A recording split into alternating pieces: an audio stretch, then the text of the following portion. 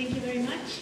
And now we are welcome Ms. Sonia Hornery, Labour Federal Member of Newcastle.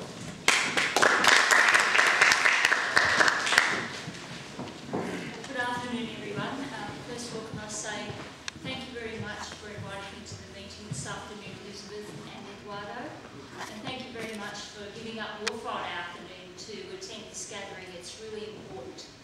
Can I just say on behalf of the people, the 47,000 people of the Wallsend area, that I'm appalled that this has happened to you, and it makes me feel very embarrassed and disgusted as your member that it is happening to you.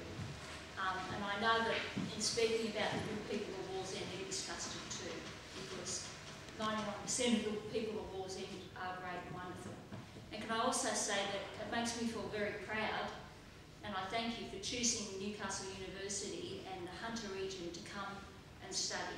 We're very proud of that, and we're proud to have you here, and it makes me feel very honoured when I go to Jesmond, to Stockland, and see everybody with the richness of culture shopping together with me, and there are many other people who feel that way. So thank you for choosing this area to come and live, and it's very important for me as a political person and as a member of a government to want to make your experience of living in Newcastle a good one.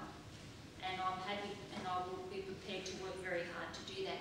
Kevin talked about two issues that I want to very briefly take up. The first issue was travel concessions, which is really important to you, I know, and what Aristotle said earlier is true. I believe it is unlawful. And I guess there are two aspects to this. The first aspect is what I can do for you, which is very important, and how you can help me as a politician make that change. First of all, one of my extra jobs in government is I'm a parliamentary secretary, and that sounds glamorous, but it isn't really. I was a parliamentary secretary for transport before I became the parliamentary secretary for roads.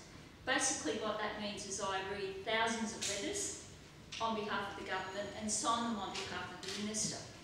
And so in my experience of 18 months of being parliamentary secretary for transport, do you know that I didn't receive one letter from anybody in New South Wales about travel concessions?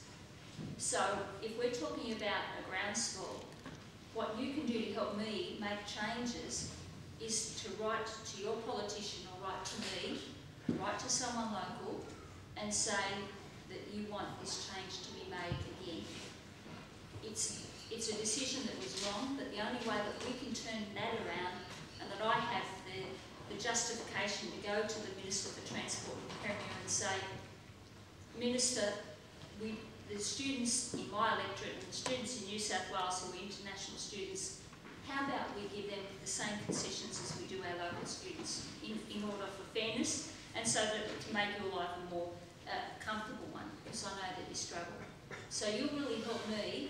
If there are 70 or 80 people here today, if I received 80 letters in my office asking me to employ the government to make changes and the reason why, that would really help me. And believe me, I probably signed thousands of letters and I didn't receive one. So you would really help me do that. And that's how we make changes in government. At the moment I have thousands of letters about issues that I've asked people to write in my office, and I've actually asked volunteers to come and help, like my mum, process those letters so that we can tell the government what changes we want. So that's one way that you can help me. But it is an important issue, and I totally agree with Aristotle. It is unlawful, and you deserve to have travel concessions. And I want you to come back, and I want more students to come here. So that would really help. On the issue of safety, as I said earlier, I think it's appalling that anybody is robbed or assaulted in the university or anywhere in Newcastle. It's not acceptable. And what Kevin said to you before about the issue of reporting is very important to me, and it's very important to the university, and it's very important to the police. Now, I'd like you to decide how you would like to report that. There might be somebody at the university that you feel comfortable with talking to about the issue rather than the police, and please think about how that would occur. Because then, if the university and I go together to speak to the local area command, we can then say, look, this incident happened at 8 o'clock last night, and then they can gather the material together. They need to know that information. I talked to the local area commander superintendent last night, and I know that he's been talking to Nick and the university as well about the issue, and we all agree it's really important. George's concerns and comments about a task force, I'd be happy to join. I think it's really important that you're involved with this too, so I'm happy to help. So I guess what I'm saying to you is, first of all, welcome. Thank you for choosing us.